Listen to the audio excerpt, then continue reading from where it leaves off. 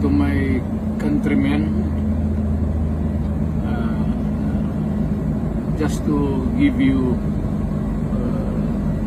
the current situation. I am about to land sa Hague. Galing ako Dubai. Stopover for it's a long haul, it's a long flight. Okay ako. Do not worry. And I think this is something to do with the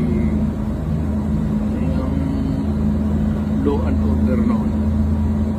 At sinasabi ko naman sa mga pulis, military, na trabaho kayo at